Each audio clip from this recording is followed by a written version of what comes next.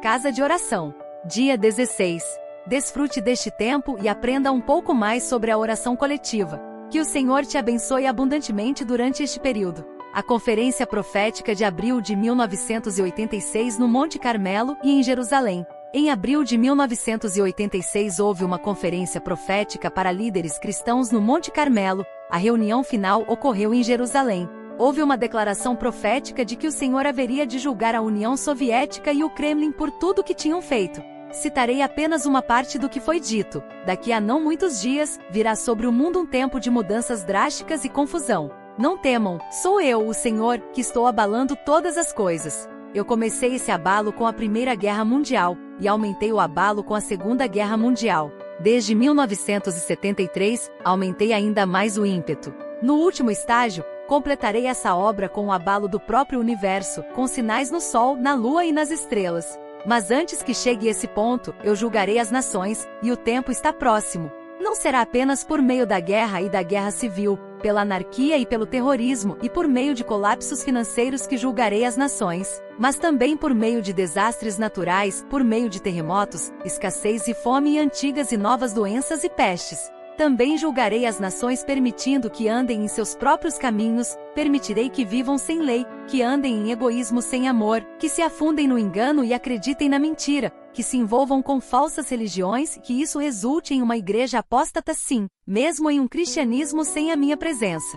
Não temam quando essas coisas começarem a acontecer, pois eu revelarei essas coisas a vocês antes que comecem, para que fiquem preparados, e que no dia da tribulação e do mal vocês possam ficar firmes e vencer. Pois meu propósito é que vocês sejam um meio de encorajamento e fortalecimento de muitos que me amam, mas são fracos. Eu quero que por meio de vocês, muitos se tornem fortes em mim, e que multidões possam encontrar a minha salvação por meio de vocês. E ouçam isto. Não temam o poder do Kremlin, nem o poder da Revolução Islâmica, pois pretendo esmagar ambos por meio de Israel. Eu derrubarei seu orgulho e sua arrogância, e vou destruí-los porque blasfemaram contra o meu nome. Naquele dia vingarei o sangue de todos os mártires e dos inocentes a quem eles mataram. Certamente eu farei isso, pois eles pensam que não há quem os julgue. Mas eu tenho visto os seus caminhos, e tenho ouvido o clamor dos oprimidos e dos perseguidos, e quebrarei o seu poder e darei fim a eles. Estejam, portanto, preparados para quando essas coisas começarem a acontecer. A vocês será concedida a última grande oportunidade de pregar livremente o Evangelho a todas as nações.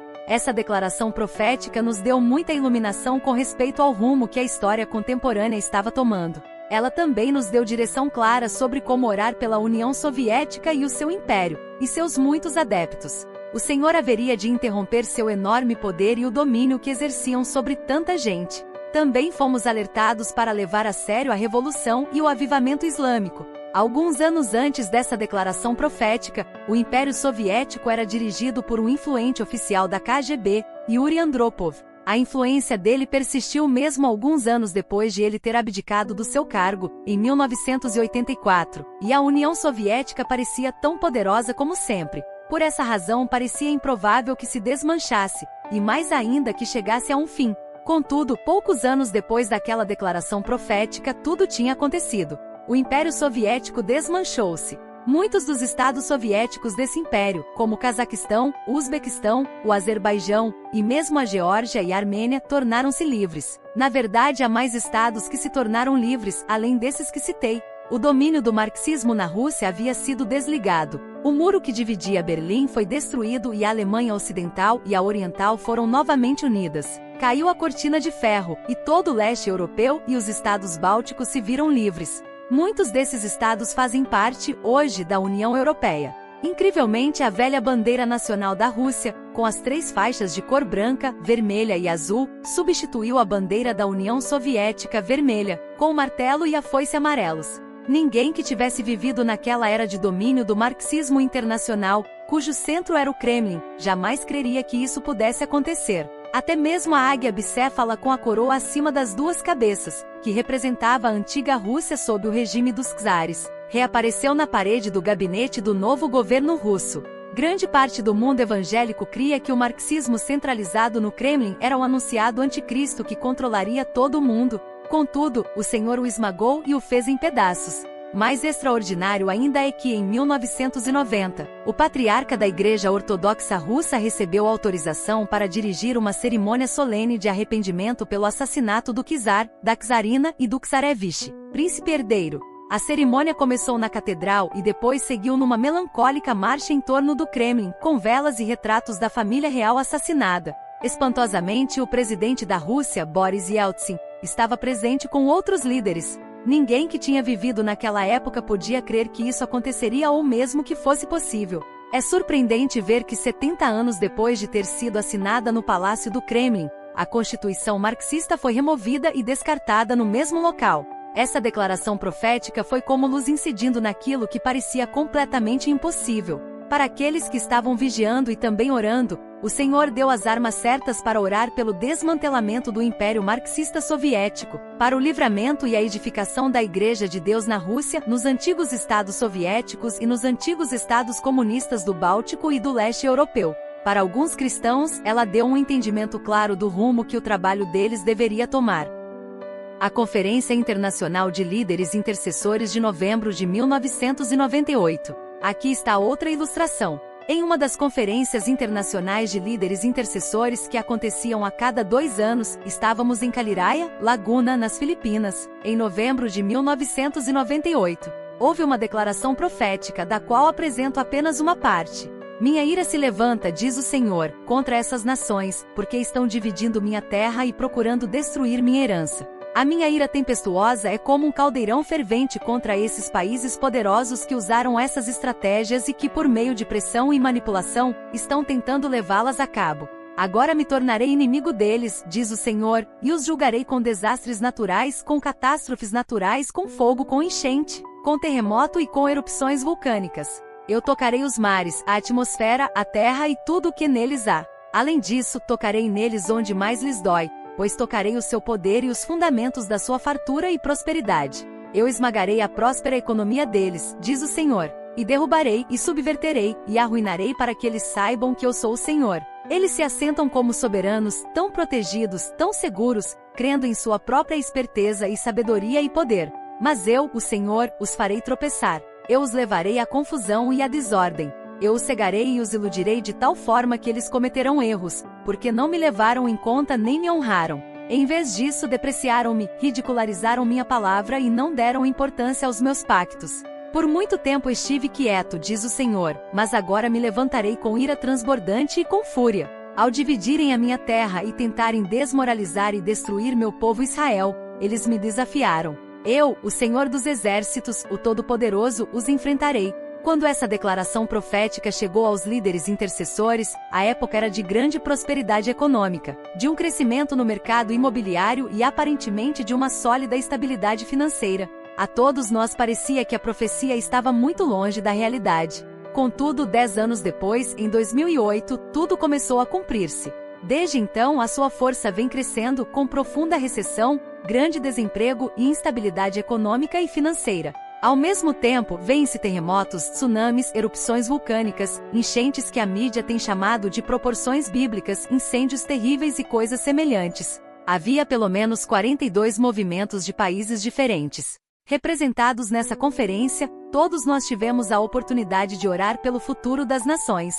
Também recebemos alguma luz para a posição estratégica que Israel ocupa e a importância que essa nação tem no propósito e na economia de Deus. Isso nos ajudou a reconhecer que não havia como manter uma visão escatológica equilibrada e sadia sem entender Israel. Também entendemos, por meio dessa declaração profética, o perigo que representa a revolução e o reavivamento islâmico, e a parte que Israel terá, sob a mão de Deus, para a destruição desse movimento. É importante sempre lembrar as palavras que o apóstolo Paulo escreveu a respeito da declaração profética: não apaguem o espírito. Não desprezem as profecias, mas ponham à prova todas as coisas e fiquem com o que é bom. Afastem-se de toda forma de mal. 1 Tessalonicenses capítulo 5, versículos 19 a 22. Os outros 4 dons. Os outros 4 dons, curas, operação de milagres, variedade de línguas e a interpretação de línguas, às vezes têm participação importante na oração corporativa, embora essa manifestação do Espírito tenha mais a ver com outras reuniões do povo de Deus.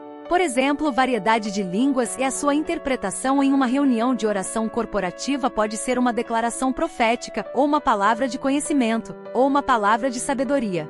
O Senhor pode destacar um assunto dessa forma diferente. Os dons de curar e de operar milagres também podem manifestar-se em uma reunião de oração corporativa. O Senhor usa a sua palavra para nos dar direção.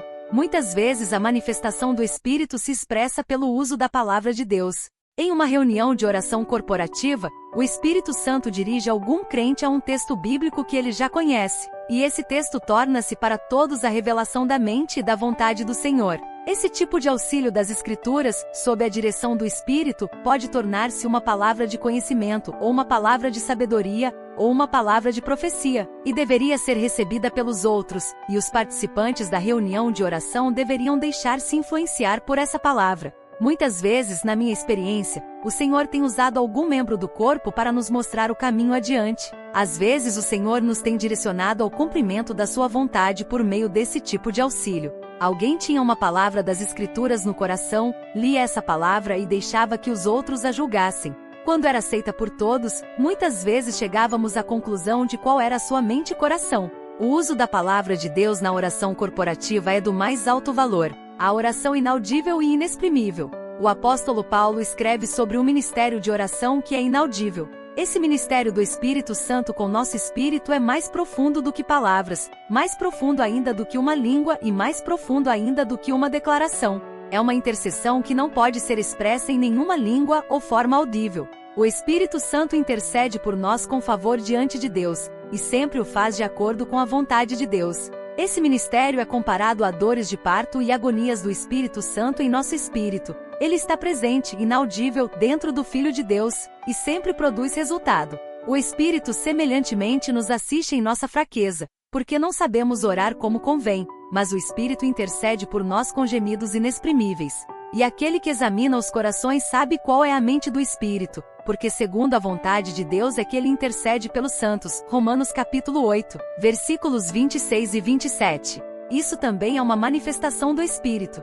O ministério mais profundo é que a expressão em palavras audíveis e compreensíveis na oração é a menor parte do assunto. Ela é como o topo de um iceberg. A maior parte dele está escondida sob a superfície da água. Esse tipo de intercessão acontece em nosso espírito e é obra do Espírito Santo dentro de nós. Ela só ocorre naqueles que estão totalmente devotados ao Senhor e estão inteiramente comprometidos com Ele. Esses filhos de Deus têm um ministério em seu espírito que só o Senhor pode ler, receber e entender. É um ministério incessante de intercessão. Isso coloca em prática a palavra de 1 Tessalonicenses capítulo 5, versículo 17. Orai sem cessar. Espero que você tenha gostado. Até o próximo áudio e até lá. Fique na paz, daquele que te amou primeiro.